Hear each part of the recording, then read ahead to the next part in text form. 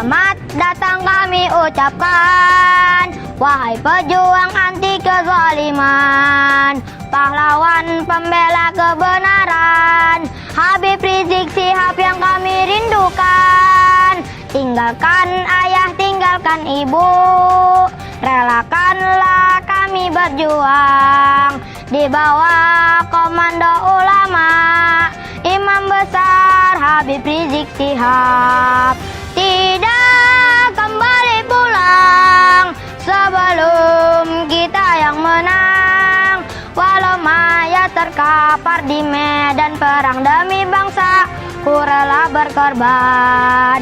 Maju ayo terus maju, singkirkanlah dia, singkirkanlah para pendusta, pengkhianat bangsa dan negara. Wahai pejuang 212, di mana engkau berada? Lanjutkan perjuangan para pahlawan demi agama, bangsa dan negara, demi agama, bangsa dan negara. Takbir! Allahu Akbar! Takbir! Allahu Akbar! Sallallahu Nabi Muhammad.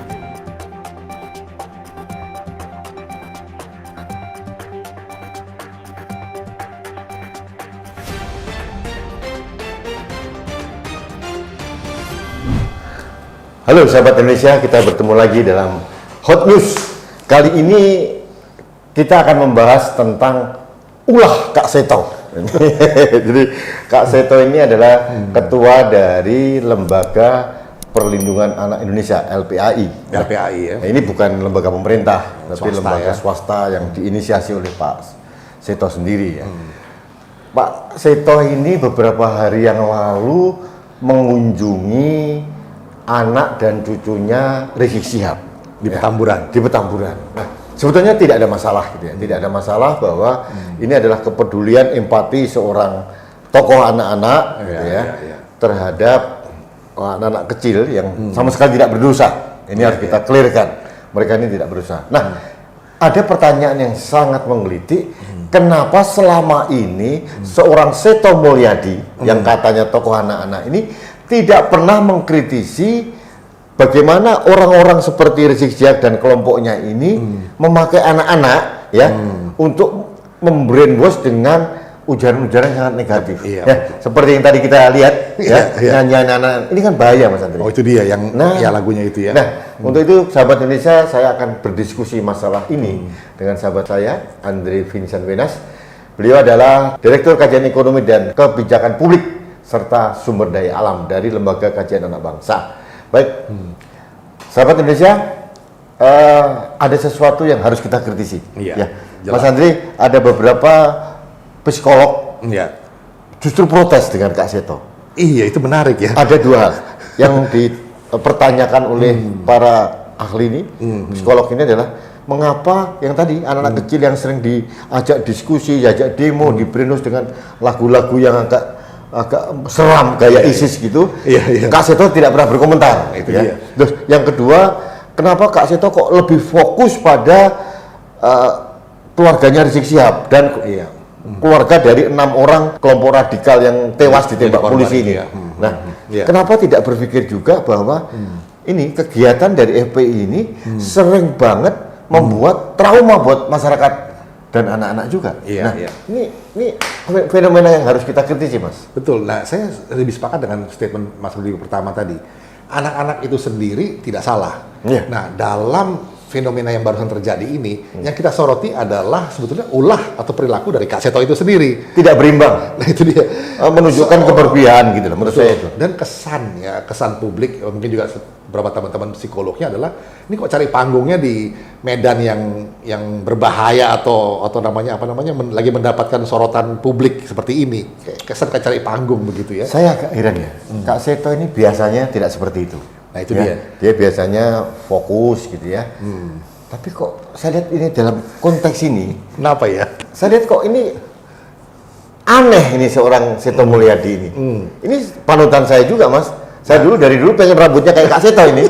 Nggak pernah berhasil gitu loh ya. Lebih bagus yang sekarang lah. Tidak lah. Dia pengen Kak Seto kan enak kan.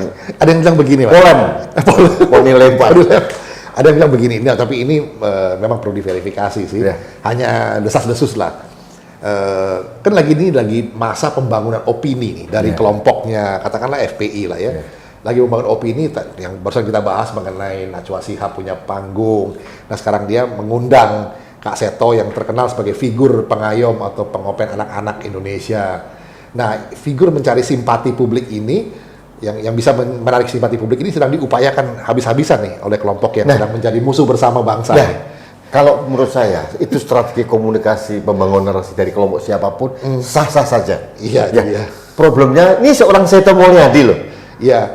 Ini kalau bukan seorang Andre Wenas, seorang Ramonsa, seorang Dwi Badarmanto, atau Rudi S. Kamri, nggak dikenal orang. Tapi kalau Seto Mulyadi itu kan terkenal sebagai tokoh publik yang pengayom anak-anak lah, gitu lah ya, seolah-olah. Mengapa mau dimanfaatkan untuk strategi narasi seperti ini? Gitu loh. Jadi kalau kita lihat, kita baca apa yang dikatakan oleh Kak Seto, seolah-olah hanya dalam tanda kutip ya, hanya anak-anak kecil-kecil dari kubu FPI ini jadi korban. Iya. Nah, padahal kalau kita ingat kampanye-kampanye dulu dan ada anak-anak yang menyanyi lagu kayak perjuangan kelompok tertentu itu yang dikomodifikasi atau dikomoditikan anak-anak itu sebagai komoditi perjuangan yang dilabel sebagai perjuangan, tapi itu anak-anak gitu ya. Iya, dan ini loh, memang saya harus sepakat Pak Seto bahwa anak-anak ini jadi korban, itu satu hal. Saya sepakat. Tapi pertanyaannya, siapa yang mengorbankan mereka? Nah, yang pertama orang tua mereka sendiri. Betul. Bagaimana anak-anaknya dibiarkan menyanyi kayak tadi Mas? Nyanyi betul. Meninggalkan orang tua mau berjihad, jadi pulang dengan mayat ya sebelum menang. Ini apa gitu? Lagu yang mengandung kekerasan. Kekerasan yang luar biasa. Nah, Kak Seto harusnya menuliskan seperti itu ya. Dan kemudian juga ini anak-anak lain yang di luar kelompok FPI ini. Iya. Ini Mas Andri ada kelompok yang namanya Perempuan Garda Nusantara. Ini kumpulan dari ibu-ibu itu sangat ketakutan. Karena apa? Mereka mengkhawatirkan masa depan bangsa dan negara ini kalau kelompok seperti ormas radikal FPI ini dibiarkan merajalela. Karena itu menyangkut anak cucu kita, Mas, gitu loh. Ada yang saya dengar dari kelompok ibu-ibu itu, Mas Rudi. Anak-anaknya itu semacam mendapatkan tekanan sosial atau social pressure untuk memakai kostum tertentu gitu. Jadi ini yang terpaksa gitu ya. Nah ini itu kan bentuk kekerasan juga sebetulnya. Ya ini Kak Seto harusnya lebih ya, Mas. Kita kembali ke topiknya Kak Seto. Dia harusnya lebih cerdas, lebih bijak gitu ya. Jangan bermain menari di atas gelombang gitu ya. Agak politis jadinya ya. Ya kesannya pertama politis, yang kedua berpihak gitu lah. Itu dia. Ya, harusnya Kak Seto ini mempunyai keberpihakan yang netral pada anak-anak Indonesia ansih. Siapapun itu ya. Itu ya. Saya juga berempati pada anak muda siapapun, anak kecil siapapun ya, termasuk anak-anak dari kelompok Petamburan itu menjadi korban juga. Karena mereka itu bukan produk, Mas. Jadi itu korban dari mereka juga. Tapi Kak Seto tidak boleh ini mengangkat ini seolah-olah hanya ini menjadi korban. Nah, seolah-olah ini menjadi korban dari negara. Nah, ini yang menjadi penyesatan publik. Jadi apa message utamanya dari peristiwa itu? Apakah Kak Seto ini menjadi korban pembangunan opini dari pihak tertentu, atau dia memang terlibat di dalam upaya pembangunan opini itu? Saya yang kedua. Oh, yang kedua. Dia terlibat dalam pembangunan opini yang menurut saya Kak Seto ini kehilangan kebijakannya dia sebagai seorang pakar anak gitu ya, seorang tokoh yang sangat dipuja-puji oleh para orang tua karena begitu care terhadap anak. Iya, yang ditokohkan lah kalau bicara soal anak, secara psikologi dia punya kompetensi untuk itu bicara. Jadi inilah saya hanya minta tolong memberikan saran kepada Pak Kak Seto, harus hati-hati. Ketokohan seorang Seto Mulyadi itu sudah tidak bisa diragukan gitu ya. Kalau kita bicara anak-anak Indonesia selalu ada Seto Mulyadi itu sudah dulu sih. Sudah lah. Dari sejak saya masih kecil. Pernah kecil. Sekarang masih kecil. Jadi ya Kak Seto juga kiranya bisa mendengarkan dan menjadi lebih bijak seperti saran dari Mas Rudi S. Kamri tadi ya. Ketokohannya jangan didagangkan lah gitu jangan ya. Diperkorbankan dengan urusan yang sepele. Dan ini jujur aja Kak Seto ini agak bermain di ruang yang berbahaya. Nah, itu dia. Karena apa? Yang dilawan pemerintah dan akal sehat. Dan akal sehat masyarakat. Mereka berpikir kok jadi begini ya. Jadi orang yang berakal sehat ya itu selalu mempertanyakan ini. Nah, jangan lagi ditarik seolah-olah kita nggak peduli sama anak-anak loh. Nah itu dia. Ya, kita juga peduli dengan anak-anak, anak-anak siapapun, dari anak-anak Petamburan, anak-anak dari manapun. Tapi jangan anak-anak ini jadi komoditi untuk diangkat ke permukaan oleh Kak Seto. Iya. Nah, anak yang lain yang tadi korban kekerasan dari FPI gimana? Ini kita harus agak garis bawahi ya Mas Budi. Kita peduli dengan anak-anak Petamburan, anak-anak Sigi, anak-anak Sampang Madura, anak-anak dari seluruh Indonesia yang selama ini mungkin mendapatkan pesan-pesan kekerasan. Seperti yang diagitasikan atau diprovokasi oleh kelompok-kelompok tertentu. Ini juga akan terimbas pada mereka loh. Gini Mas, kalau lihat ada beberapa video yang lain ya. Dari kelompoknya Pak Rizik Syihab juga. Mereka menggunakan anak-anak dan ibu-ibu jadi tameng di depan. Nah, itu dia. Nah, ini kan metode ISIS ini ya. Korbankan. ISIS itu begitu. ISIS itu adalah anak ditaruh di depan sebagai barikade. Waduh. Ini yang bahaya dan itu metode ini dipakai juga. Nah, harusnya seorang Seto Mulyadi mengkritisi hal ini, Iya, gitu iya, loh. iya, iya. Bukan hanya sekedar kunjungan ke rumahnya Rizik Syihab terus Ngecek dia ada trauma berselancar secara sosial, panjat sosial, udah gak zaman Kak Seto, ya. Jadi harusnya Anda bisa tetap memegang tinggi kredibilitas dan integritas Anda sebagai seorang tokoh anak, gitu ya. Setuju. Jangan memperdagangkan kehormatan diri, itu dia.